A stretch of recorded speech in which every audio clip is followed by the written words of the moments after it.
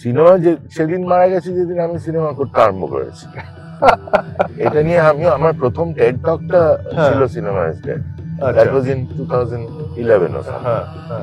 I've been saying that for a long time. Cinema is dead.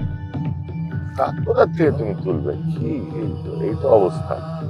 তো এত লোক বার খেয়ে সিনেমা করছে মানে এটা বার যারা খাচ্ছে সবাই পুরনো পন্থী আর কেউ বার খাচ্ছে না। ওই তুমি আমাকে একটা 18 বছরের ছেলে মেয়ে দেখাও যে বার খাচ্ছে।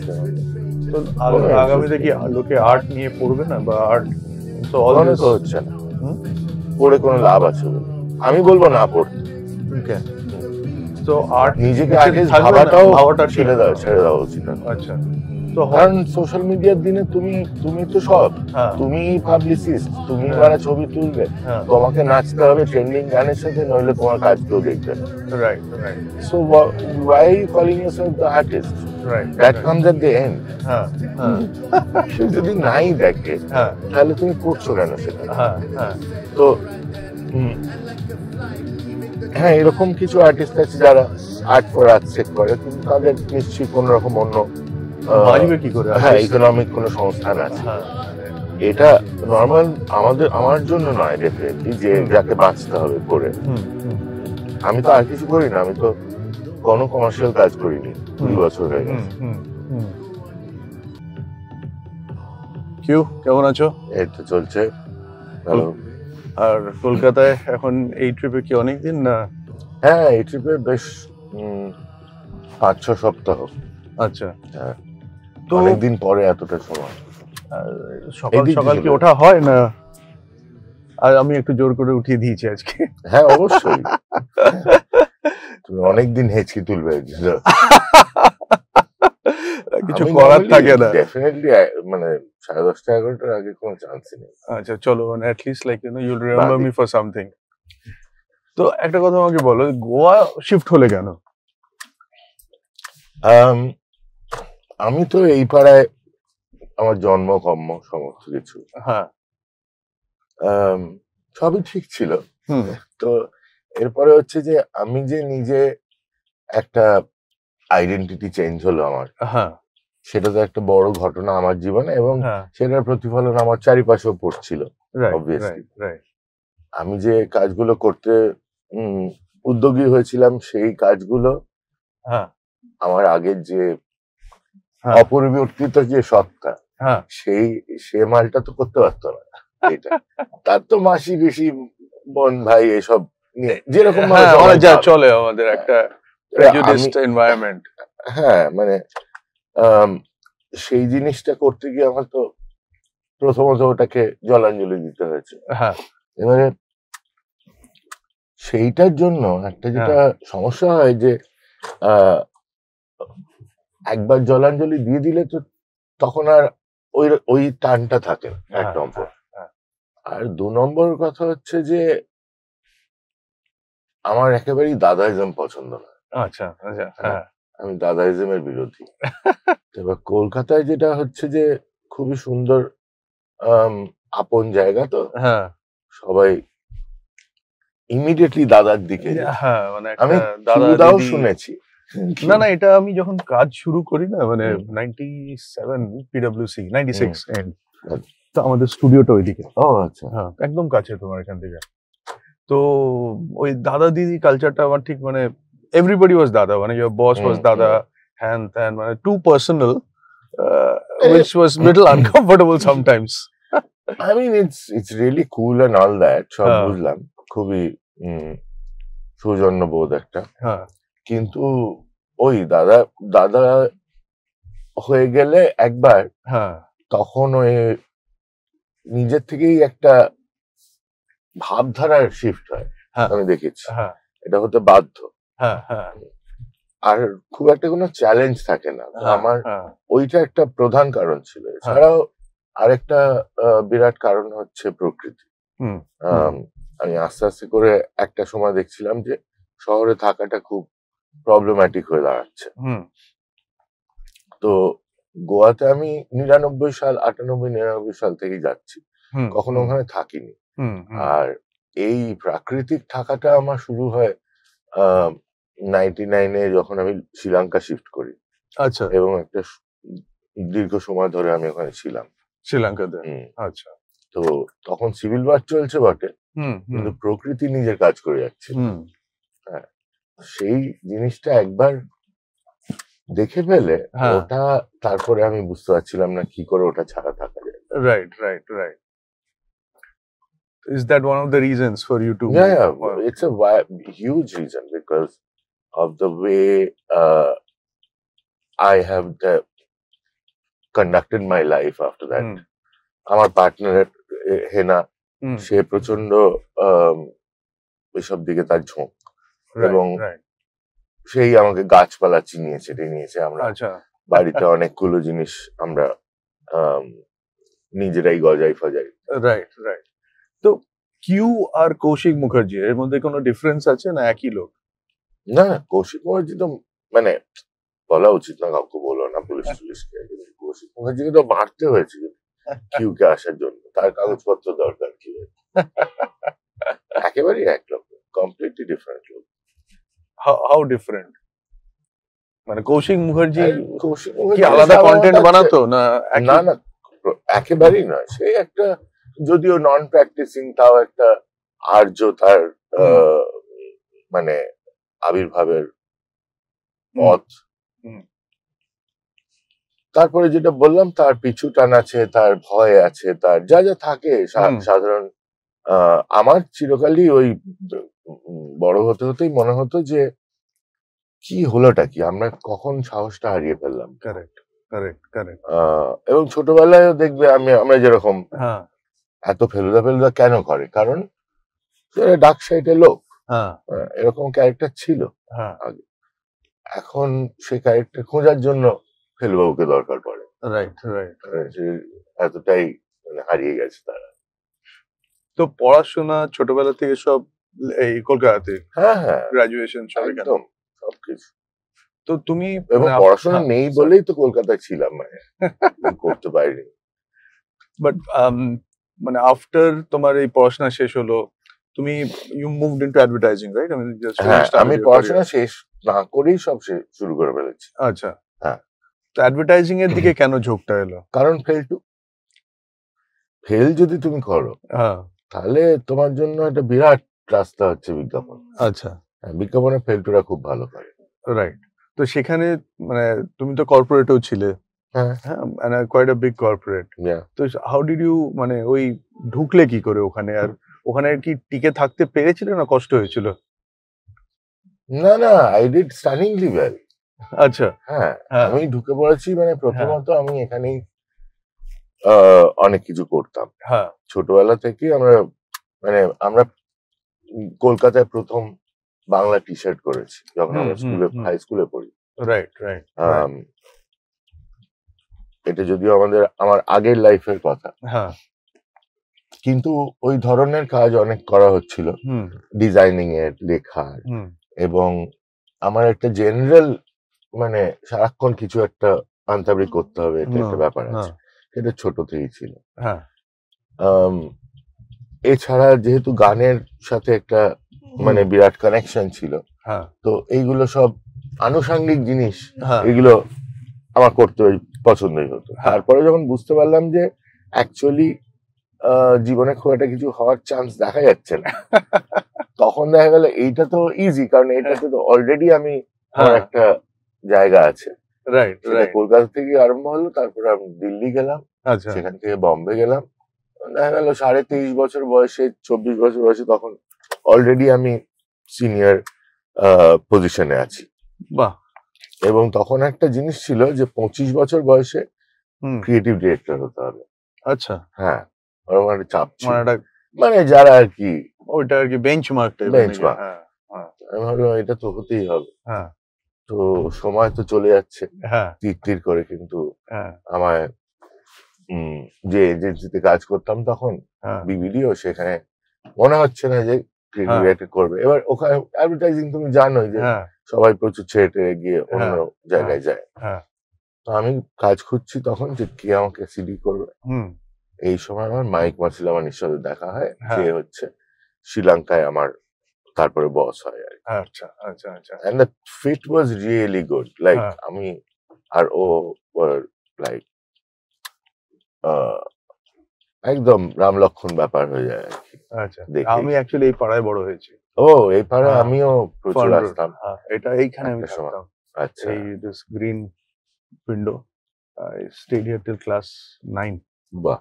তো কলকাতা এখন অনেক অন্যরকম হয়ে গেছে, এখানে ক্রিকেট খেলতাম আমরা। এই জায়গাটা যদিও একই রকম আছে মোটামুটি। হ্যাঁ এই জায়গাটা এক আছে। এখানে আমার এক মামা আচ্ছা আর কি। আর আমি তো সাউথ পয়েন্ট সুতরাং হ্যাঁ এই কাছেই তোমার এদিক দিয়ে। সরি ডাইগ্রেস করলাম একটু।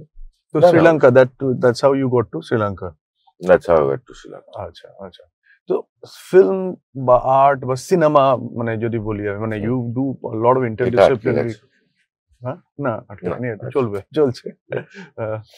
তো ধরো তুমি তো মানে একটা ইন্টারডিসিপ্লিনারি আর্টিস্ট, মানে অনেক কিছু করো, মানে শুধু তো সিনেমা না। তো সিনেমাটা দিয়ে তোমার হয়তো পরিচিতিটা বেশি, মানে আমরা অনেকে বেশি তোমাকে চিনেছি সিনেমা বা তোমার কন্টেন্ট দিয়ে। তো সিনেমা প্রতি আকৃষ্টটা কি করে হলো, মানে what drew you to cinema, or it was more of a মানে চান্স থিং দ্যাট কেম আপন? সেটা অ্যাকচুয়ালি বেশ অনেক মানে বেশ কিছুবার এটা নিয়ে কথা হয়েছে যে কি করে এটা হলো। আমার সিনেমা একেবারেই কোনো ইন্টারেস্ট ছিল না, এবং ছোটবেলায় আমি বড় হচ্ছি যখন, তখন কিন্তু একটা ভালো সময় চলছে কলকাতায় এবং সিনেমার প্রেম কাহিনীতে। নবীনাতে তখন অ্যান্থনিয়নি দেখাতো। আচ্ছা হ্যাঁ, এবং ওইদিকে তো মানে বিভিন্ন হলে ভালো ভালো সিনেমা আসতো, কারণ ওইসব মানে কিউরেট করতো যারা, তারা ওই সিঙ্গল হল ওনার, তারা সিনেমা ভক্ত ছিল। একটা রিল নিয়ে আসতো, হ্যাঁ মানে একটা সিনেমার একটা প্রিন্ট পাওয়া যেত, সেটাই চালাতো। তো এই জিনিসটা তখনও ছিল, কিন্তু আমার বাবা দেখতে দেখতে যেত, আমার 2-3 বার নিয়ে গেছে, আমার একেবারেই পছন্দ হয়নি। আচ্ছা, কিন্তু আমার পছন্দটা ছিল হচ্ছে মিউজিক এবং মিউজিক ভিত্তিক লাইফস্টাইল। আচ্ছা, ছোটবেলার থেকে আমি সেই দিকে একটা আকৃষ্ট ছিলাম, যে মিউজিকে around music the lifestyles that form, তখন 60s লাইফস্টাইল এবং হিপি কালচার, তার সাথে সাইকেডেলিক রক এন্ড রোল, এই জিনিসটা তখন খুব আমি তার ভেতরে ছিলাম। এবং তারপরে পরবর্তীকালে সাইকেডেলিয়াটা থেকে যায়, মিউজিকের ইয়েটা থেকে যায়, জনারটা চেঞ্জ করতে থাকে, আবার আরো আমার সময়কার কন্টেম্পোরারি মিউজিকের দিকে ইয়ে যায়। এবং তখন বুঝতে পারি যে গোয়াতে একটা রেভলিউশন হচ্ছে, যে এই মিউজিক যেটা সারা পৃথিবীতে গোয়াতে হয় এবং তার জন্য লোকে গোয়াতে আসে এই মিউজিকটা শোনার জন্য, সেটা হচ্ছে সাই ট্রান্স, ডিপ ট্রান্স। এবং আমি ওইটাতে প্রচন্ড ভাবে মানে ঝাঁপিয়ে পড়েছিলাম আর কি। So I was an raver that time, pre millennium raver. আমার চুল ফুল লাল ফাল ছিল, আমি অদ্ভুত সব জামা কাপড় পরতাম। তো এই জিনিসটা নিয়েই আমি শ্রীলঙ্কা গেছি। আচ্ছা, এবং শ্রীলঙ্কাতে আমার পরিচিতিটাই ছিল যে ওকে ওই মালটা অনেক গোয়ার কথা বলবে এবং বলবে যে আমরা আনকুল, ও হচ্ছে সবচেয়ে কুল। এই জিনিসটা ঢুকে গেছিল। এই করতে করতে আমার ওখানে এর সাথে আরেকটা জিনিস হচ্ছে, বাঙালি একটা জিনিস যেটা খুব ইম্পর্টেন্ট, সেটা আমার যেটা আছে, সেটা হচ্ছে যে আমার সন্ধ্যাবেলা 6টা বাজলেই, শাক বাজলেই খিদে পায়, সিঙ্গারা খিদে পায়। তো ওই স্ন্যাক খিদেটা ওখানেও পেত। ওখানে তামিল একটা এরিয়া আছে, সেখানে এসব পাওয়া যায়। তো আমি একদিন সেখানে গেছি, সিঙ্গারা ভাজা হচ্ছে, আমি ওয়েট করছি, তো দেখলাম যে ওই জায়গাটার দোকানটার নিচে একটা বেসমেন্টে একটা দোকান আছে, সেই জায়গাটার নাম মোহানস ভিডিও ভিশন। আচ্ছা, দেখতে গেলাম কি ব্যাপারটা। এটা হচ্ছে 99-এ, 98-99-এ। আচ্ছা, তো ফলত ওখানে গিয়ে আমার তখন কোনো আইডিয়া নেই সিনেমা সম্পর্কে, কিন্তু ঢুকেই আমি দেখলাম যে একটা VHS টেপ, সেটা কাভারে একটা মেয়ে দৌড়চ্ছে এবং তার চুলটাও আমার এক্স্যাক্টলি আমার রঙের। আচ্ছা, তা আমি বললাম এটা কি হচ্ছে, দেখেও হেভি লাগছে, মানে the the graphic look of that poster. So that's how I got into films. So that film was Tom Ticker's Run Lola Run. আচ্ছা, Run Lola Run. তারপরে ওইটা বাড়িতে নিয়ে এসে একটা VHS প্লেয়ার ছিল, থ্যাঙ্কফুলি, নিয়ে এসে একবার দেখলাম, দেখে ছবি হয়ে গেলাম। তারপরে আরো দুবার সেই রাত্রে দেখলাম, দেখে রিয়েলাইজ করলাম যে এইটা হয়তো আমি করতে পারি, এখানে মিউজিকও আছে। এই ফিল্মটা আমি কখনো দেখিনি, এটা নতুন জিনিস,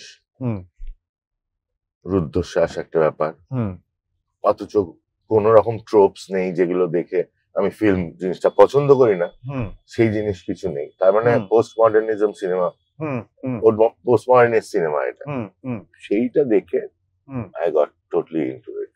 আচ্ছা, তো ওখান থেকে মানে তোমার একটা মানে cinema attracted you, but from there to the journey of doing your first film, plus তুমি অনেক ডকুমেন্টারিও করেছিলে, তো সেই যে মানে মোডে আসার জার্নিটা কিভাবে হলো? মানে অনেকে থাকে না যে I want to do this, but from that wish to actually execution is not a very easy process. মানে একটা তো ইচ্ছে, and that ramification of that needs a lot of resources. I mean, intent and resources. And filmmaking is not a cheap thing. And you need that basic infrastructure, whatever it is. You need a team. It's a composite art. So, how did you start this whole process? The team টাকে collect করা, একটা ছবি বানানো, script বানানো, প্রথম কাজটা এটা দিয়ে শুরু করবে, তো সেটার একটু যদি বলো। অধিকাংশ লোকের মতনই প্রথমে মনে হয়েছে যে আচ্ছা, তাহলে তো ফিল্ম করতে হলে স্ক্রিপ্ট লিখতে হবে, আমায় ঘুরতে হবে, মানে যেহেতু আমি কোনো ইনস্টিটিউটের পাস আউট নই, আমি কিছু জানি না, তো প্রথমত পড়াশোনা করাটা শুরু হয়ে গেল নিজে। মোহন যে সমস্ত আমার ওটাই আমার কারিকুলাম, এবং আমি বুঝতে পারলাম যে এই একটা দিকে আমি ইন্টারেস্টেড, এটাই আমি করতে চাই। সিনেমা বানাবো, যে কোনো ধরনের সিনেমা লোকে পছন্দ করবে, এই জন্য আমি সিনেমা বানাতে চাই না। মানে নাথিং, মানে মার্কেট ডিপেন্ডেন্সিটা একেবারে তোমার মাথায় ছিল না যে এটা দিয়ে পয়সা বানাতে হবে, একটা সামথিং হুইচ ইজ মোর মাস? না, আমার ব্যাপারটা ছিল, প্রথম চ্যালেঞ্জটা হচ্ছে এটাকে আমি বানাতে পারবো, আর সেকেন্ডটা ছিল যে বানালে কেন বানাচ্ছি, তো আমি কি বানাতে পারবো, এই কনফিডেন্সটা আসতে প্রায় 2-3 বছর জাস্ট ওই রোজ 2টো করে সিনেমা দেখা, ওটা নিয়ে পড়াশোনা করা, এবং তখন আর্লি ইন্টারনেটের যুগ, আমার পুরো পড়াশোনাটাই ইন্টারনেটে। তো তুমি ভাবো ওই সময়, কারণ তখন সার্চ ইঞ্জিনও ছিল না, কিন্তু everything was there, like I could find shit. এবং আমি যেহেতু বিজ্ঞাপনে ছিলাম, রিসোর্সের কোনো অভাব ছিল না, তো আমরা ফিল্মে শুট করতাম, 535 এ শুট করছি প্রতি সপ্তাহে, তো সেরকম কোনো মনে নেই যে ও বাবা ফিল্ম কেন, ও বাবা ওইটা হলে কি হবে, ওই ধরনের কিছু। there was a exposure and there was that community ছিল ওখানে সাথে। আর আমার চিরকালই ভয়টা খুব কম এই ধরনের ব্যাপারে। আমার কখনোই মনে হয়নি যে এটা কি করে হবে, ওরে বাবা, আমার যে কি করে করবো, মানে প্ল্যানটা কি, স্ট্র্যাটেজিক মুভটা কি হবে। আমি বম্বে গেছিলাম, গিয়ে আবার বম্বেতে থাকলাম বেশ কিছুদিন, ব্যাপারটা বোঝার চেষ্টা করলাম, এবং ক্লিয়ার হয়ে গেল যে বম্বেতে হবে না এসব জিনিস। তখন রিয়েলাইজ করলাম যে না, ঠিক আছে, তাহলে এইটাই করতে হবে, কারণ আমাকে কেউ প্রডিউস করবে না, তাই আমাকে ফিগার আউট করতে হবে how to do it myself. এইটা একটা বড় শেখা, এবং that change everything. To crack that model is not easy. না, 2004-এ আমি ডকেজে পার্টিসিপেট করি, and that sort of changed my life, because ওইখানে আমি বুঝতে পারলাম যে আচ্ছা, এর বাইরে একটা সিস্টেম আছে, যে এটা দিয়ে যেটাকে আমাকে শিখতে হবে। এবং 2006 থেকে 2009 আই লার্নড ইউরোপিয়ান কো-প্রোডাকশন, এবং আমার সব সিনেমায় মোটামুটি ওইভাবেই হয়েছে, ওই কো-প্রোডাকশন টেকনিকটা ইউজ করে। Right right. তো গান্ডু যখন তুমি করলে, মানে what I have read about it, মানে খুব একটা শুস্ট্রিং বাজেট তো অবভিয়াসলি, এন্ড ভেরি, মানে খুব অল্প একটা টিম নিয়ে তোমরা কাজ করেছিলে। ওটা কিভাবে তুমি, মানে how did you execute that?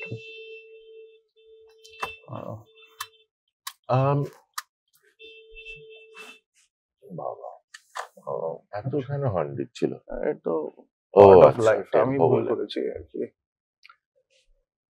তো সরি, গান্ডুর কথা হচ্ছিল যে তোমার যে 8 জন 10 জন নিয়ে তুমি বোধহয় করেছিলে, যে আমি পড়েছি আর কি।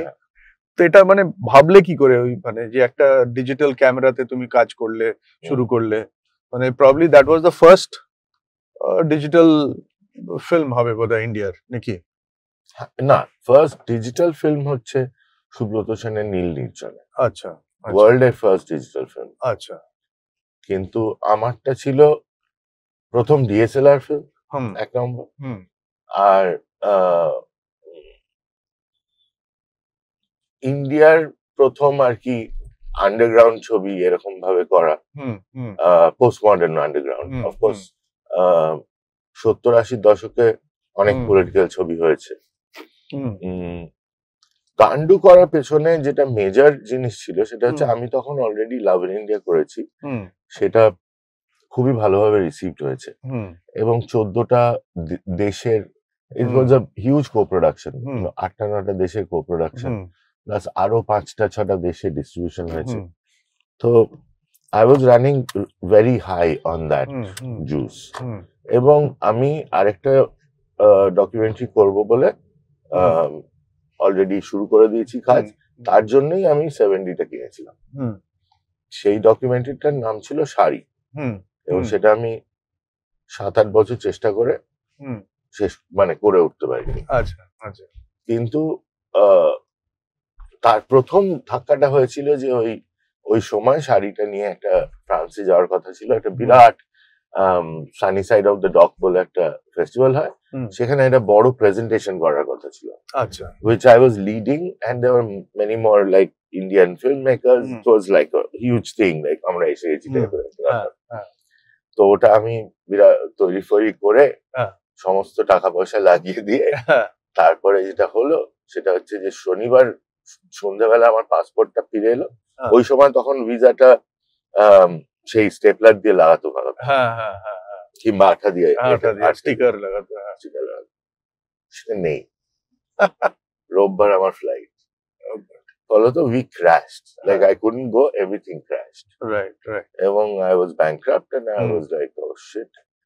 তো কিন্তু এর আগে আমার অলরেডি একবার ব্যাংক্রাপসি হয়ে গেছে, আমি জানি যে ব্যাপারটা কি, এবং হলে মানে উপায় কি আছে। তো সেটা তখন যেহেতু জানি, আমি ঠিক করলাম যে আচ্ছা ঠিক আছে, তাহলে এটা আর তো হবে না, কিন্তু এই সময় আমাদের কাছে ক্যামেরা আছে, স্টুডিও আছে, এডিট সেটআপ আছে, সবকিছু আছে, সিনেমা করতে যা লাগে তাহলে করেই দিই। এইভাবেই আমি লেপাচাও করেছিলাম যখন প্রথম ব্যাংক্রাপসি হয়, তখন লেপাচা এইভাবে করা হয়েছে। তো সেটা দারুণ কাজ করেছিল, কারণ তখন আমার যেই একটা কর্নার করে দিয়ে কিছু করতে হয় সেটা ফাটাফাটি হয়। To the brief, basically. I can then function to the brief.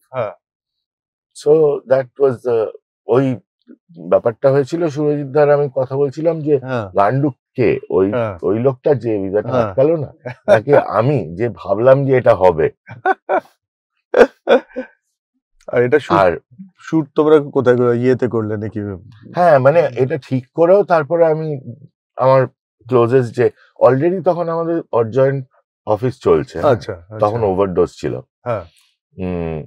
এবং আমার ওইটা খুব ইম্পর্টেন্ট ছিল আমার কাছে, কমিউনিটি। চিরকাল আমি তো হিপি, মানে হিপির থেকে শুরু হয়েছে, তো কমিউন ব্যাপারটা একটা আমার খুব ক্লোজ ব্যাপার, যে কিছু লোকজন আছে থাকবে যারা পৃথিবীর নিয়ম মানে না, কিন্তু তাদের নিজস্ব কিছু ডিসিপ্লিন আছে, সেইগুলো নিয়ে তারা থাকে। তাদের সময়, নাওয়া খাওয়া, এইসব জিনিসগুলো নর্মালাইজড জিওগ্রাফিক্যাল সীমান্তে আটকানো নেই, রাইট, তারা ইন্টারন্যাশনাল লোক। এই ইন্টারন্যাশনালিজমের একটা বড় প্রতিফলন কলকাতায় মানে বাঙালি সমাজের উপরে এবং বুদ্ধিমত্তার উপরে আছে। তার মধ্যে উল্লেখযোগ্য নাম হচ্ছে এম.এন. রয়, দাদু, অফকোর্স দাদু মেন ইন্টারন্যাশনাল মানে। তো আমার মনে হয়েছিল যে এটা তো খুবই নর্মাল এটা, এবং ফলত যেটা হয়েছে যে আমি থিয়েটার প্রিন্সিপালটা অ্যাপ্লাই করতাম, যে আমরা যে স্টুডিওতে কাজ করি সারাদিন ওখানেই থাকি, রাতেও থাকতে পারি এবং ওখানেই খাওয়া দাওয়া আছে, ওখানে আর কিছু না হোক ওইখানে চলে গেলে কোন রকম এটা একটা বাবলের মতো, we don't need to B concern about কি হচ্ছে চারিদিকে, আমরা আমাদের জিনিসটা করে যেতে পারি, সেটা একটা সেফ অ্যান্ড সিকিউর প্লেস করতে হবে। এই জিনিসটা প্রথম থেকেই ছিল, ফলত ওই মালগুলো তো আছে আমার সাথে আমার বন্ধুরা। তো জোজো আমি মারিয়া বলে তখন জার্মান মেয়ে, সে অ্যাসিস্ট্যান্ট ছিল, সৌগত বলে আরেকজন অ্যাসিস্ট্যান্ট ছিল, মানাস হচ্ছে যে এডিট করবে, সে তখন সেকেন্ড ইয়ারে পড়ে, তার এক বন্ধু অমিত, দুটো স্টুডেন্ট ইন্টার্ন, আর এই চারজন, এই হচ্ছে গান্ডুর টিম। এড্রিয়ান ছিল তখন, সেও অনেক হেল্প করেছে, যদিও ডিরেক্টলি ও ফিকশনে কাজ করতো না, ও খালি নন ফিকশনে কাজ করতো। তো আমরা তখন তো 5 বছর ডকুমেন্টারি করে হাত পাকিয়ে ফেলেছি গেরিলা শুটিং, বললাম ওই জিনিসটাই অ্যাপ্লাই করি। আর কিন্তু আমি ফাইনাল ডিসিশনটা নিতে পারছিলাম না, ওটা নেয় জয়রাজ। আমি লাস্টে জয়রাজ বলে তুমি এখানে এসো, পাড়ায় শুটিং করো, আমি সব ঠিক করে দেবো, আমার বাড়িতে করো ইত্যাদি প্রভৃতি সব হয়ে গেছে, কিন্তু রিক্সা, আমি রিক্সাটা নিয়ে আটকেছিলাম। তারপরে একদিন মানে এখান থেকে রিক্সা কিনবো, সেকেন্ড হ্যান্ড রিক্সা কত দাম, ওখানে নিয়ে যেতে হবে কি করে। একদিন জয় সকালবেলা ফোন করে আমাকে বলছে, শোনো আমি রিক্সা কিনে ফেলেছি, এবার তুমি ভাড়া ফিল্মটা করবে। তো বাজে শিবপুরের সাথে আমার সেখান থেকে ওই বিরাট একটা সম্পর্ক শুরু হলো। তো রিসেন্ট ফিল্মও বোধহয় ওখানে শুট করেছিলেন? আমি 7টা ফিল্ম শুট করেছি। আচ্ছা, বাহ, নাইস নাইস। সব কিছুতেই আমি একটা কিছু বাজে শিবপুরের জিনিস রাখতে চাই। আচ্ছা, আর আমার লাকি মাস্কাট, হ্যাঁ বলতে পারো, মানে ওই আর কি শীতলা মন্দির দেখে মাথা ঠেকানো আর কি, ওই টাইপের। আমার মনে হয় ওটা আমাদের ফিল্ম সিটি। আচ্ছা, nice nice, I like that. তো তোমার এই যে কারেন্টলি যে ভাবে স্পেশালি কলকাতা বলো যেভাবে সিনেমা হচ্ছে, এই যে এত বেশি গিল্ড হ্যান ত্যান, এইভাবে ইন্ডিপেন্ডেন্ট সিনেমা কি বাঁচবে? মানে how can you even like মানে ইটস ভেরি ডিফিকাল্ট, রাইট? মানে একটা ইন্ডিপেন্ডেন্ট ফিল্ম মেকারদের এই স্ট্রাকচারে কাজ করা, তারপরে সেটাকে ডিস্ট্রিবিউট করে টাকা তোলা, বিকামস মানে ইটস নট ইজি, মানে ইটস এক্সট্রিমলি ডিফিকাল্ট।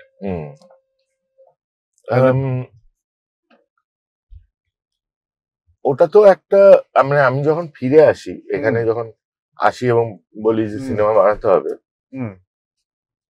আমি ওই চক্করটা কেটে নিয়েছি, মানে তখন ওই সময় প্রথমবারই, এবং প্রথমবারই 2001-এই বোঝা গেছে যে বাস এটা জাস্ট, মানে এটা কিন্তু এখনকার পলিটিক্যাল সিচুয়েশনের জন্য নয়, এটা কিন্তু তখন থেকেই ছিল।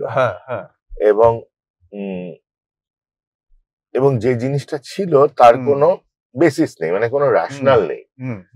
ইউনিয়ন একটা খুব ইম্পর্টেন্ট জিনিস, এবং আমি চিরকালই ইউনিয়নে বিশ্বাসী, আমি সাবসিডাইজ লিভিং এ বিশ্বাসী, সেইভাবেই আমি সমস্ত করেছি, এখন অব্দি আমার চলে সেই জন্য, নাহলে অনেকদিন আগেই সর্বশান্ত হয়ে যেতে হতো।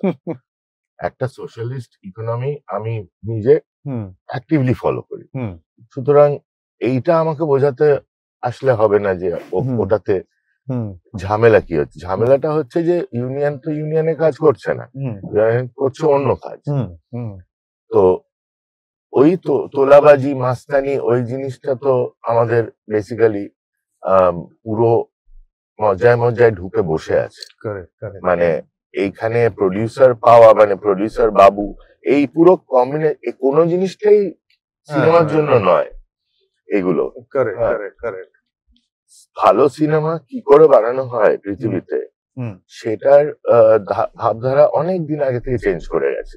70-এর দশক থেকে চেঞ্জ হতে হতে হতে হতে 2000-এ এসে খুব অ্যাডভান্স একটা জিনিস যেভাবে স্পেনেও করা হয়, কি ইউরোপের সব জায়গায় হয়, ইউকে তে হয়, আমেরিকাতে স্টুডিও সিস্টেম এখনো, আমাদের এখানে স্টুডিও সিস্টেম এখনো, কিন্তু আমেরিকাতে একটা ইন্ডিপেন্ডেন্ট পুরো সিন আছে যেটার নিজস্ব ফেস্টিভ্যাল, নিজস্ব ডিস্ট্রিবিউশন, নিজস্ব থিয়েটার, সমস্ত কিছু ছিল।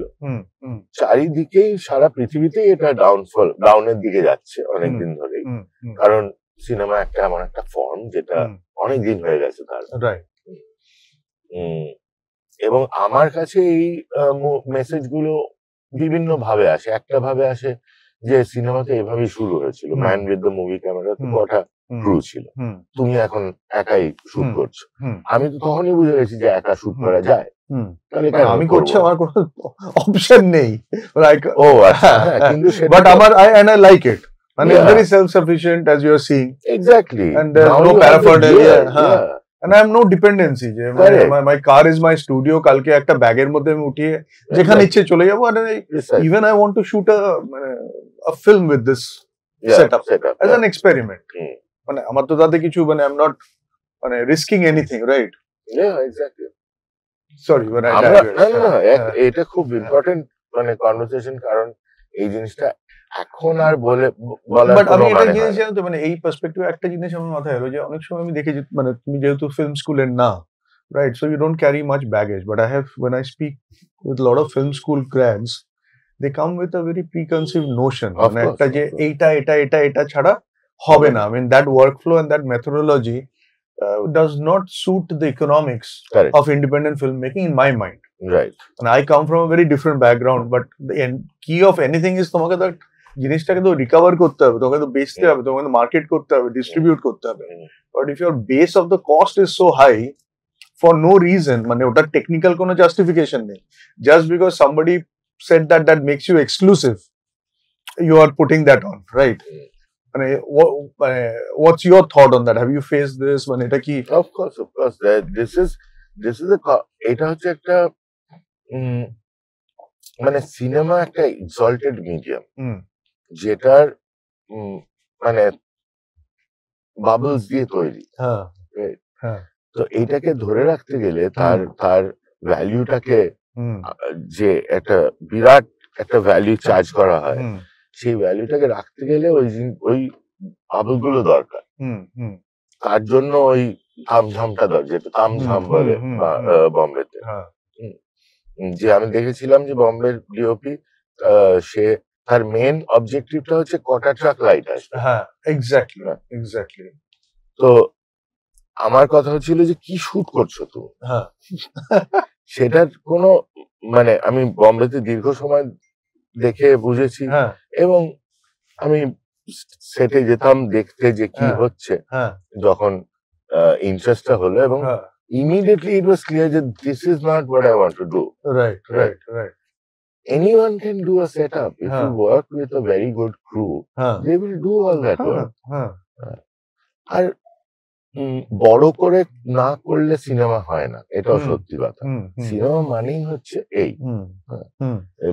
তো মানস আর আমি একটা ওই আমাদের জোক ছিল যে আমাদের পুরো জিনিসটা তো খুব ছোট, তাই ওটা স্যার কিন্তু মানে এই যে ব্যাপারটা হবে, ওপর দিকে তাকাবে সবাই। তো আমি খুব যেটা দেখতাম আমি তো শিখেছি ভিএইচএস থেকে, আমি নিচের দিকে তাকিয়ে শিখেছি। তো ওপর দিকে তাকানো সিনেমাটা আমার দ্বারা হবে না। তো সেইটাই ফিল্ম ইনস্টিটিউটে তো ওরা ভগবান ওপর দিকে তাকাও, ওটাকে পুজো করো, এইসব দিকে আছে, সিরিয়াসলি নিতে হয়। আর আমি তো সিরিয়াসলি নিচ্ছি না এটাকে এতটা, সেটার জন্য আমার পক্ষে অতটা ঝামেলা হয়নি আর কি। কারেক্ট।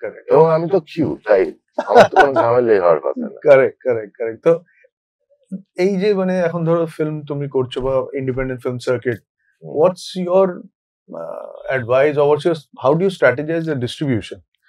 Distribution গেমটা তো is extremely important for survival, right? Yeah, exactly. তো এটা মানে how do you look at it, or how do you do it? like I knew that nobody would produce my films, I knew that nobody would distribute also. And but I also somehow knew that I am a product, I'm a digital person. I am a product of the internet, and the internet will be my answer. I was very convinced. তো গান্ডু যখন হলো তখন আমি তো বুঝিনি হয়ে গেছে ওটা। এবারে তারপরে পাং ছবি সেটা সারা পৃথিবীতে ট্রাভেল করছে। এক সময় পোল্যান্ডে একটা প্যানেলে আমি দেখছি যে আমি বসে আছি, আমার পাশে বেলাতার, হ্যাঁ, আর এক পাশে বেলাতার আর এক পাশে পাইরেট বের ফাউন্ডার। আচ্ছা। তো এইবারে আমি দেখলাম আমি একটা সাংঘাতিক ইন্টারেস্টিং জায়গায় ঢুকে পড়েছি, হ্যাঁ, completely by fluke. I don't know if I'm an imposter, I deserve that, but I'm here right now. Right. So I became very, very close to that, the deep underground of the internet. And I mean, realize করলাম ডিস্ট্রিবিউশনের একটা অন্য hack করা যেতে পারে, and that Gandu was the first seed material for Pirate Bay in Asia. So my first foray into digital distribution. Right. Proof করা গেল যে digital distribution হয়। সময় শিফট হয়ে গেছে, এখন আর লোকে উপর দিকে তাকাবে না, নিচের দিকে তাকিয়ে সিনেমা করবে এবং দেখবেও ভাবে। এবং তারপরে আরো 6 বছর ওয়েট করতে হলো to monetize that distribution form, which was digital distribution across the world, which is when we were in Sundance and Netflix came out basically. Correct. এবং আমরা নেটফ্লিক্স ডিলটা হলো আমাদের। তো নেটফ্লিক্সে যখন তুমি ডিলটা করলে, মানে there was a bidding war, I heard. Yes. মানে how did that come about, মানে for Brahman Navan, right? হ্যাঁ, ওগুলো সব হচ্ছে মানে পুরো জিনিসটাকে এরকম প্লেস করে করে পুরো একটা সুন্দর তাসের ঘর সাজাতে হয়। But ওটা কি মানে were you prepared or it came out just No, as no, this one was your naivety helped? prepared. না না, এখানে ওটা খালি গান্ডুতেই ছিল প্রথমটাতে। তারপরে এবং গান্ডু স্ট্র্যাটেজি, আমি যেমন স্ল্যাম ডান্সে যদি না যেতাম তাহলে গান্ডু আমেরিকায় ফাটতো না, আমেরিকায় না ফাটলে, এবং সেই সময় আমি কিন্তু দারুণ রিস্ক নিয়েছি, মানে কোনো টাকা নেই, মানে ব্যাংকরাপ্ট ছিলাম, সেই অবস্থাতে ফিল্ম হয়েছে। তারপরে দেখছি যে ও ফাক, এটা তো ফাটছে, ফাটলে কি করতে হবে, আরো টাকা লাগাতে হবে। আমরা 3.5-4 লাখ টাকায় সিনেমাটা নামিয়ে দিয়েছিলাম। তারপরে মানে বার্লিনে যখন পেলো তখন I raised another 15 lakhs just to go there with the whole team, and no one had done that before. Right. And nobody had the balls like now. Right. We had arrived. We were like পর্যমা প্লাজে ঘুরে ঘুরে বেড়াচ্ছি, লোকজন ভাবছে এটা কি হচ্ছে কি, কারণ Asian film maker, brown film maker মানে হচ্ছে সে একা একা আসবে, মানে এদিক ওদিক সন্তুষ্ট চোখে তাকাবে, কোথাও খাবে না বেশি যাতে পয়সা না লাগে। আমি ওটা বুঝতে পেরেছিলাম যে সাদা ওয়ার্ল্ডে যদি আমাকে ফিগার আউট করতে হয় তাহলে আমাকে ওদের মতন বিহেভ করতে হবে। কারেক্ট। আমি 1 ইউরো দেখলে ছিটকাবো না, ওটা আমার কাছে 80 টাকা নয়, ওটা 1 টাকা। তো এই যে তুমি মানে গেলে ডিস্ট্রিবিউট করলে, মানে you started like building a brand, তো এখান থেকে তোমার কি কোনো মানে হেল্প হয়েছে into getting into mainstream, or did you ever wanted to get into mainstream, especially you rub shoulders with some of the big names in Bollywood, তো সেখানে কখনো একটা ফিলিং আসে যে I missed the boat, or maybe I should have done that, I could have made more money, or what? Mad, no way. গান্ডু বানাবার পরে একটা জিনিস খুব ক্লিয়ার হয়ে যায়, যে জিনিসটা আমাদের দেশে লুপ্তপ্রায় সেটা করা যায় actually, which is that there's life outside this fucking shithole called Bollywood, which is where cinema goes to die. ওটা যদি তোমার কোন রকম ভাবে জীবনের আদর্শ হয়, তাহলে আমার সঙ্গে তোমার কথা বলে কোনো লাভ নেই। Right right right right. তো ওটা মানে খুব ক্লিয়ার ছিল আমার কাছে যে I am in Kolkata, I am making international films out of here. I don't have anything to, but that was my fucking strength. That was the reason why I could take on the whole ministry and censor department ইত্যাদি প্রভৃতি, right? কিন্তু easy সবার মনে হয় যে এটা হচ্ছে একটা স্টেপিং স্টোন, এবং তারপরেই আমাকে কারণ জোহরের সাথে বেশি করি কারণ জোহরের সিনেমায়। নো ওয়ে ম্যান, আমার পুরো অন্য একটা ভিশন ছিল, এবং ওই লাইফস্টাইলটাই আমার দরকার, ওইটাই আমি করতে চেয়েছিলাম, এবং এখনো চাই। এখনো আমি চাই যে ওরা এসে ছিটকে যাক, ওরা বুঝুক যে ওরা কতটা আনকুল আমায় দেখে, কিংবা আমাদের কাজ, আমাদের লাইফস্টাইল, আমাদের পুরো জিনিসটা দেখে। কারণ ফাইনালি তুমি কত কোটি টাকা করলে সেটা তো হবে না, কত মজায় আছো সেটা হচ্ছে মেইন জিনিস। Right, very well said, very well said, very liberating. কত মজায় আছো, দ্যাট ইজ ভেরি কি। আজকাল মানে অর্ধেক লোক তো it's all about the very materialistic things. I mean একদম money you need to do more. I don't look at money as a vehicle of luxury. Yeah, precisely. So এখন তোমার একটা জিনিস আমার খুব ইন্টারেস্টিং লাগলো when I was looking doing some research on you. You are launching a platform called Foof on blockchain. Tell me about it. I mean, quite interesting.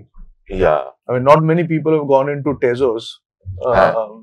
না, ওটা আমার লাস্ট বিটাটা ছিল। We have pivoted since then. আচ্ছা। কিন্তু আমার মনে হয়েছিল যে এইটা তো obvious জিনিস, next thing for me to do. If I am into the internet, I'm into future things.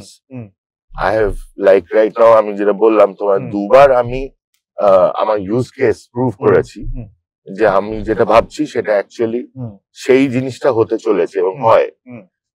সেটা digital distribution, monetization of digital distribution, and the curation of data, how data will be used or stored or consumed. So when COVID happened, I realized that okay, this is it, everything is now going to change, right? It was already একটু টালমাটাল ছিল, এইবারে আমরা সত্যিকারের শতাব্দী চেঞ্জের জায়গাটা চলে গেছি, right? এবার সব চেঞ্জ হয়ে যাবে। বলতে না বলতে তুমি দেখলে যে আলু পটলের দাম ট্রিপল হয়ে গেলে কেউ কিছু বলছে না। হ্যাঁ, কেন বলছে না? তার মূল কারণ হচ্ছে পৃথিবী চেঞ্জ হয়ে গেছে, আমরা অন্য একটা সেঞ্চুরিতে ঢুকে পড়েছি। এবার সেই সেঞ্চুরিতে অন্য গল্প হবে, এবং আমি চাইছিলাম যে সেই গল্পের এখানকার সূত্রপাতটা আমায় করতে হবে। And so I started working on this protocol, যে গল্প এবার থেকে বলা কি করে হবে, এবং টেকনিক্যালি দেখি এটাকে। So it's like coming out with a form. Foof একটা নতুন ফর্ম অফ স্টোরি টেলিং, যেটা হচ্ছে ভার্টিক্যাল, ফোনের জন্য, এবং মাইক্রো, যেটা অনেক সময় লাগে না করতে, এবং যেটা মেন ব্রেক থ্রু সেটা হচ্ছে মিক্স মিডিয়া। সুতরাং তুমি টেক্সট থেকে শুরু করে ভিডিও অবধি সমস্ত রকম তুমি ইউজ করতে পারো ফর্ম একটা গল্পের মধ্যে। আচ্ছা, ইন্টারেস্টিং। এটাকে বলে মিক্সড মিডিয়া। মিক্সড মিডিয়া, এরকম কোন প্রোটোকল পৃথিবীতে এক্সিস্ট করে না এই সময়। আমি পেটেন্টের জন্য ক্লেম করেছি। আচ্ছা, ভেরি গুড। সো এবার বোঝাই যাচ্ছে যে আমার কেন নাম ডক্টর গান্ডু, কারণ আমি সায়েন্টিস্ট। আর্টিস্ট হয়ে তো কিছু করতে পারলাম না, রাসায়নিক ব্যাপারে করতে হবে। So that's what I've been working on. For 3 years I've been working on it. ব্লকচেনের ব্যাপারটা হচ্ছে I'm a big believer in anything alternative এবং যেগুলো ইউজ কেস থাকে, এবং blockchain is a tremendous development in the world of technology. কিন্তু এই মুহূর্তে blockchain use করার অনেক রকম প্রবলেমস আছে, প্রচুর কনস্ট্রেন্ট। যেমন টেজস প্রায় বন্ধই হয়ে গেছে এখন। টেজস was pretty good, Manchester United এর ফ্যান এটা পুরো ওর পুরোই ছিল। এক্স্যাক্টলি, মানে I am telling you because I come from IT, right? So I dabbled a lot on Solidity and coded a lot and all that. So you know Ethereum, that some stuff, and all the gas and everything, right? But there are challenges. মানে অতটা democratise করতে দেওয়া হয়নি কি হয় মানে করেনি জানি না, but yeah, let's get into the interesting stuff. হচ্ছিল, it was wonderful. মানে the immutable nature, the security, the rights management would have been really very different. I saw a great use case in IP. Exactly. পুরো জিনিসটা IP manage করা হলো blockchain. Correct. হ্যাঁ, আমার চিরকাল আইপির উপর একটা বিরাট ফোকাস ছিল, রাইট, অর্জয়েন হয়েছে পুরো আইপির বেসিসে। রাইট, আমরা কখনোই কোনো কাউকে আইপি দিয়ে দিইনি, শেয়ারে গেছি, কো প্রডিউস করেছি, আইপি ধরে রেখেছি, এবং ওই জিনিসটা এই মুহূর্তে করাটা প্রায় ইম্পসিবল হয়ে দাঁড়িয়েছে। কারণ যে মুহূর্তে ইন্ডাস্ট্রি, ওটাও তো একটা ইন্ডাস্ট্রি, ওরা যখন বুঝে গেল যে যা এটাকে অনেক হ্যাক হচ্ছে, তখন ওই জিনিসগুলোকে ওরা আস্তে আস্তে করে বন্ধ করে দিল। যেমন এখন তুমি আর কিন্তু সস্তার ক্যামেরাতে তুলে ধা করে তুমি কাণ্ড বানাতে পারবে না, দেবে না বানাতে। তুমি যদি তার থেকে অনেক বেটার ছবিও বানাও, তাহলেও chances of your breaking out is miniscule consider to where I was in 2010। ওই রাস্তাগুলো সব বন্ধ করে দিয়েছে। Right, but coming back to ফুফ, so where is it now? I mean এখন কোথায় আছো? এই মুহূর্তে আমি আবার মানে দেড় বছর আমি প্রায় বন্ধ রেখেছিলাম, কারণ আমার একটা বড় চ্যালেঞ্জ ছিল যে আমি চাইছিলাম না যে এটা ইমিডিয়েটলি ভিসি দিকে যেতে। এটা একটা R&D প্রজেক্ট ছিল, এবং আমি চাইছিলাম যে একটা লেভেলের ডেভেলপমেন্ট হওয়া অবধি আমাকে ওয়েট করতে হবে, because nobody will get it. Even now it will be difficult for people to get it. কিন্তু ওইটাই আমাদের মেইন কাজ, মানে সেই কেমন ভাবে করব। হ্যাবিট ক্রিয়েশন ইজ ভেরি কি না, মানে মিডিয়া যে people are not used to it, যে প্রথমে পড়লাম, পড়ার মাঝখানে আমি ওই পার্টটাই শুধু ভিডিওটা দেখলাম, বা এখানে মানে লাইভ অ্যাকশনের দরকার। আমাদের দেশে ওই জিনিসটা মানে কালচারটা কমে যাচ্ছে, যে geekiness, nerdiness to find out new things and being into new things, ওটাকে কেউ রিওয়ার্ড করে না, সুতরাং কেন করবে লোকে? তো আমার আইডিয়া হচ্ছে, আশা করি যে আমি যদি রিওয়ার্ডেড হই, ফুফ যদি ঠিক করে বেরোতে পারে, ফুফ একটা start up, so for over the last 4 months that you've created, over the last 4 months we set it up again fully. এর আগে আমি সিঙ্গাপুরে করেছিলাম, এখন আবার কলকাতায় করছি, এবং I've got some really cool people involved, and we want to see a beta drop sometime during April or May. Acha, nice. So this will also be like a marketplace, like where it's a platform. It's like Netflix for vertical micro stories. Right. So right now, whatever you see on vertical is free USG user generated content, UGC. So এইটা হচ্ছে curated, অর্থাৎ UGC মানেই হচ্ছে তার কোনো value নেই, আর সেটা প্ল্যাটফর্মের হয়ে যাচ্ছে। তুমি যে ইনস্টাগ্রামে দিচ্ছ, ইট টেকনিক্যালি বিলংস টু ইনস্টাগ্রাম, তোমার রাইটস থাকছে না। তো সেইটা নিয়ে কাজ এক নম্বর, এবং এই যে পুরো সোশ্যাল মিডিয়া কালচারটা এখন চলছে, এবং তার যে ফল আউটস, কারণ এটা লোকে বুঝতে পারছে না যে এটা একটা সিগারেটের মতো জিনিস, অর্থাৎ কিনা অনুমোদিত মাদক দ্রব্য, বুঝতে পারছো? 60s থেকে প্রত্যেকটা দশকে একটা করে মাদক দ্রব্য এসছে, যেই জিনিসটার জন্য যে পুরো একটা সাবকালচার তৈরি হয়েছে, ওই সময়কার মিউজিক, ওই সময়কার লিটারেচার সবকিছু এফেক্টেড হয়েছে। হ্যাঁ, তাই কিন্তু গত 20 বছর ধরে নতুন কোনো ড্রাগ বেরোয়নি, মানে স্ট্রিট ড্রাগ, পুরোনো গুলি ঘুরে বেড়াচ্ছে, একটুখানি চেঞ্জ করে হালকা। কেন? কারণ হেরোইন তো আমাদের পকেটে, হেরোইনের থেকে বেটার ড্রাগ, হাই ডোপামিন, যে ডোপামিন হিটটা তোমার দিচ্ছে, এবং লোকে মানে নিজে থেকে দিচ্ছে, বাবা মা বারণ করছে না, স্কুলে সবাই এসে পড়াচ্ছে না যে হিরোইন খুব খারাপ কথা। সুতরাং এটা লোকে বুঝতেই পারছে না, তো সারা পৃথিবীটা আসক্ত।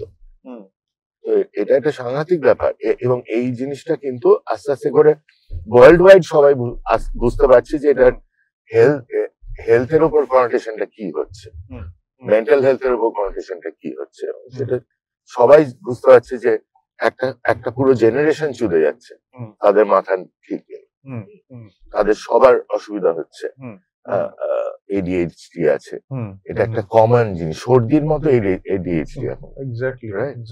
তো ওইগুলোকেও মাথায় রেখে একটা ক্রিয়েটিভ থট, একদিকে ওটা হচ্ছে, আরেকদিকে আর্ট ব্যাপারটা একেবারে যাতে না থাকে সেইটাও একটা চেষ্টা না, সেটা হয়ে গেছে।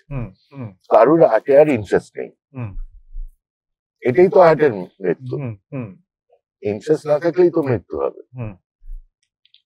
তো এটা কি মানে is it a monetizable platform for যারা? Yeah, it's a business model, so it's a functioning OTT, like functioning OTT, but with a caveat because it's a future product. So we have no idea how much it can earn, where it can earn from. For instance, I'm very much into, it's a gamified platform. So our work is unidirectional, monotheistic. আমরা বানাই, অন্যরা দেখে, যদি বানিয়ে ফেলি তারপরে আর change করা যায় না, এটা আমার চিরকালের অশান্তি লাগে। তো এই ফুফ তোমাকে ইন্টারঅ্যাক্টিভ করতে দেবে, প্লাস তোমার এনগেজ করতে দেবে একটা ইন্টারঅ্যাক্টিভ লেভেল, মানে তুমি একটা গল্প বানালে, সেটা তুমি পাবলিশ করলে ফুফে, আমি সে গল্প দেখলাম, আমিও ফুফার, আমি দেখলাম, দেখে আমি তোমার কাছ থেকে মডিফিকেশন রাইটস কিনলাম 25 পয়সা দিয়ে, করে আমি আমার একটা গান তোমার পাঠালাম, দেখো তো এটা ভালো লাগছে কিরকম, তুমি বললে বাহ এটা তো খারাপ না, তখন অকাত করে তোমার আমারটা লিংক হলো একটা, এবং আমাদের কোলাবোরেশনটা তখন প্রাইসটা ঠিক করলো সেটা। যদিও এটা মার্কেট প্লেস, এমন মার্কেট প্লেস নয় যেখানে তুমি কিনতে পারছো, কারণ ডিজিটাল অ্যাসেট ওরভাবে কেনা একটা অসুবিধা আছে, যেটা আমি ব্লকচেন থ্রু দিয়ে চেষ্টা করছিলাম, but what we will possibly be end up using is gaming token. The token system will be a gaming version, probably not on a blockchain. However, at the same time I am working with a Swiss মানে entity. সুইজারল্যান্ডে কিন্তু এখনো NFT হচ্ছে, এখনো যেহেতু Ethereum quite strong, Ethereum still quite strong, Ethereum based protocol Solana এবং কার্ডানোতে এখনো কাজ হচ্ছে ওখানে।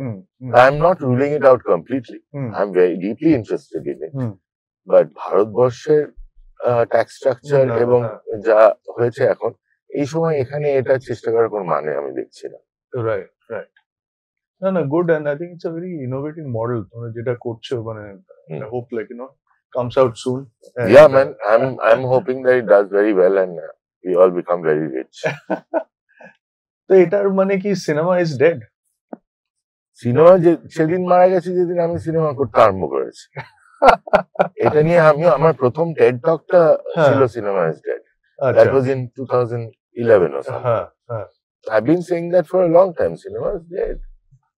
তার থেকে তুমি তুলবে কি, এই তো অবস্থা। তো এত লোক বার খেয়ে সিনেমা করছে, মানে এটা বার যারা খাচ্ছে সবাই পুরনোপন্থী আর কেউ বার খাচ্ছে না। ওই তুমি আমাকে একটা 18 বছরের ছেলে মেয়ে দেখাও যে বার খাচ্ছে সিনেমা। তো আগামীতে কি লোকে আর্ট নিয়ে পড়বে না, বা আর্ট তো হচ্ছে না, পড়ে কোনো লাভ আছে বলে আমি বলবো না পড়তে। তো আর্ট নিজেকে ভাবাটা ছেড়ে দেওয়া উচিত। আচ্ছা, তো কারণ সোশ্যাল মিডিয়ার দিনে তুমি তো সব, তুমি পাবলিসিস্ট, তুমি ছবি তুলবে, তোমাকে নাচতে হবে ট্রেন্ডিং গানের সাথে, নইলে তোমার কাজ কেউ দেখবে না। Right. So why are you calling yourself the artist? Right. That comes at the end. কেউ যদি নাই দেখে তাহলে তুমি করছো কেন সেটা? তো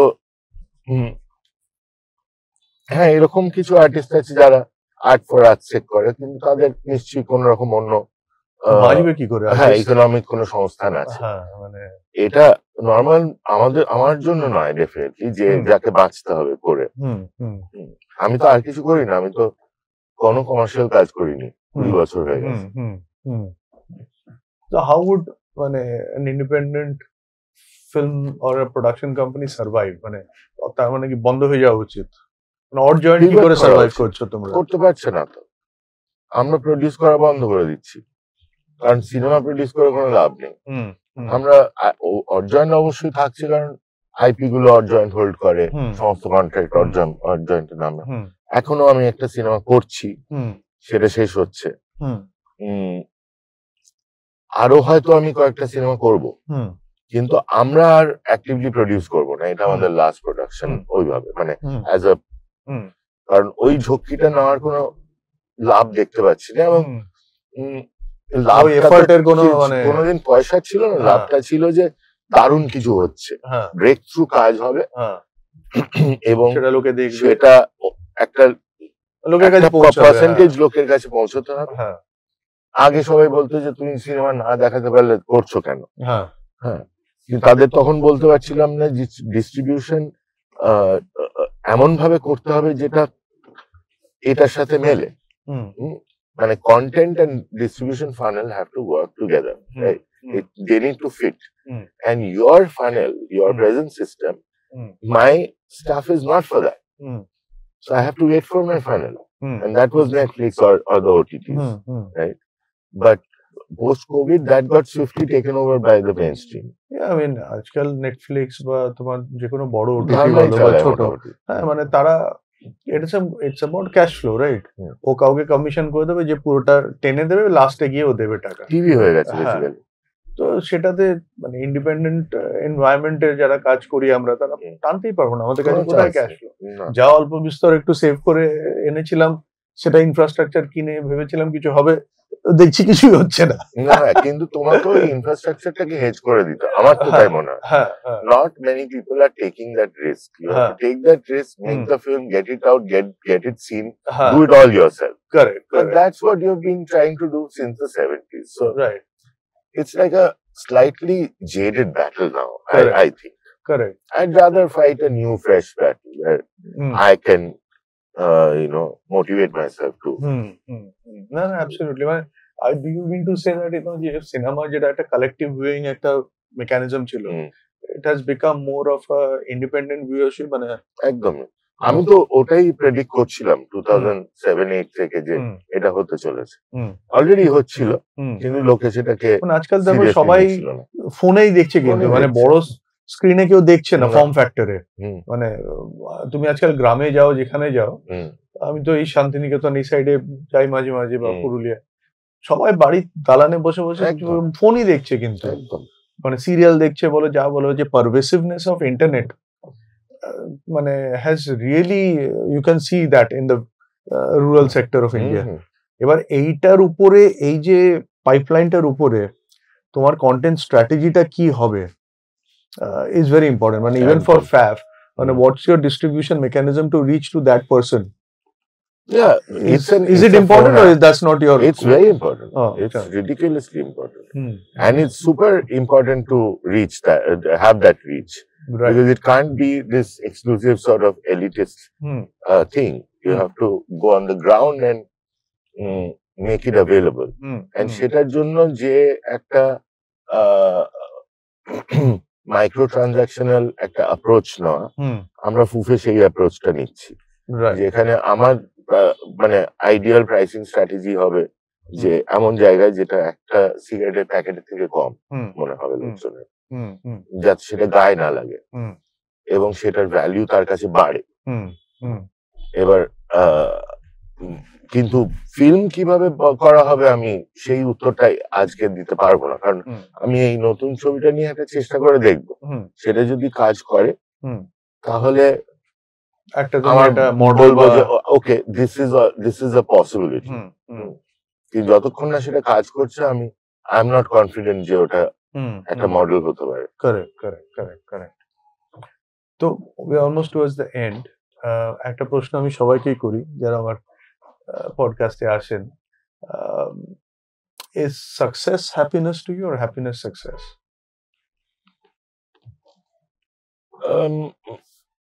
So that's the case, right? The thing is, success in a social context is a continuous search for validation. I don't particularly have that problem. I needed validation, মানে আমি যখন সিনেমা করবো ভেবেছিলাম তখন আমি একটা র্যাঙ্ক আউটসাইডার, যে কিছুই যায় না। সেখান থেকে আমি মানে আমার যারা আমার কাছে যারা খুব ইম্পর্টেন্ট মানুষ ছিল, যারা আমাকে ইনফ্লুয়েন্স করেছে জীবনে, আমি তাদের most of them I have mate. Okay, this is something incredible. I cannot quantify it with money. Left, no? Left. সুতরাং আমার কাছে এই সাকসেসটা unparallel. Correct, correct. That's a very well said. আর তুমি টাকাটা করবে, এই টাকা করার পেছনে যে ফান্ডামেন্টাল জিনিসগুলো, যেমন আমি এখন একটা কোম্পানি চালাচ্ছি, 20 বছর হয়ে গেল। এই অবস্থায় বিভিন্ন ডার্ক ইকোনমিক সময় আমরা কিন্তু চালিয়ে গেছি, nothing could stop us, right? That's extremely successful if you ask me that. এবার তুমি বলবে তুমি কি কারখানা খুলতে পেরেছো, এবার তুমি কি বিরাট এক্সিট পেয়েছো? হ্যাঁ, বিরাট এক্সিট পেয়েছো, the markers of the society. Yeah, exactly. So I never tried that, you know. If you ask me honestly, I would have to say that was not the game, right? Right. If that is the game, I think I can do it. It's not very difficult. এত লোক করছে তো, আমি এমন জিনিস করি যে have the network as well. Yeah, exactly. It's your choice, right? Yeah. I mean the soft exit was after Brahman Naman. Soft exit was the fact that I can afford to live in Goa and not do commercial work, right? কিন্তু তার জন্য কিছু lifestyle hits নিতে হয়, of course. সেটা তো আমি welcome করি ওই হিটস গুলো। আমি চাইলেই দুম করে কিছু কিনতে পারি না, আমার নিজস্ব মানে আশা আকাঙ্ক্ষা খুবই কম। বিরাট বাড়ি গাড়ির কোনো গল্প নেই।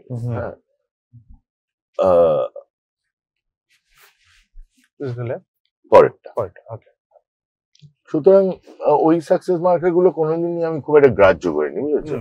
কিন্তু আই থিঙ্ক জেনারেলি স্পিকিং আমাদের সমাজে বেঁচে থাকার জন্য যথেষ্ট ভালোভাবেই আমি বেঁচে আছি। Quite privileged actually in that way. যেটা কমপ্লিটলি আসছে হচ্ছে আমার এইসব কাজ করে আনতাবি ভুলভাল, যেটা নাকি সাকসেসফুল নয়। এবং সবচেয়ে I think one extremely problematic point which I struggle with, ওটাই আমি শেষ করবো ওটা দিয়ে বলে, সেটা হচ্ছে বাংলায় সাকসেস। এইটা একটা কিন্তু চাপের বিষয়। এটা যেমন আমি এটার ফাইটটা চিরকালই ছিল যে প্রথম এবং শেষ ফাইট হচ্ছে তোমার নিজের সাথে, নিজের জিনিসটা, নিজের সার্কামস্টান্সেস এর সাথে। এবং আমি 9টা ছবি করেছি, আমার ছবি বার্লিনে দেখানো হয়েছে, সানড্যান্সে দেখানো হয়েছে, হিস্টোরিক বিডিং ওয়ার হয়েছে, নেটফ্লিক্স ইমার্জ করেছে সেই বিডিং ওয়ার থেকে। সেটা বাংলায় কেউ যায় না, কারুর বাল ছেড়াও যায়নি, অথচ বাংলা সিনেমার পাশে কিন্তু দাঁড়াতে হবে। তার অন্যতম কারণ হচ্ছে আমি ইন্ডাস্ট্রির নই। ইন্ডাস্ট্রি, আমি তাদেরকে দাদা দিদি বলছি না, তারাও আমাকে দাদা দিদি বলতে পারছে না। ওই যে দাদাইজম দিয়ে শুরু হলো, যেহেতু আমি দাদা হলাম না, তাই আমি বয়কটেড, আমি cancelled here, and that's really weird and sad. And this year I'm going to do something else to offset that, because it's like আমি এটা ভাবতে রাজি নই যে এইটা আমি মেনে নেব। এবং আমি যখন প্রথম ন্যাশনাল অ্যাওয়ার্ড পাই লাভ ইন ইন্ডিয়াতে 2009-এ, আমি কিন্তু অ্যাওয়ার্ড নিতে যাইনি।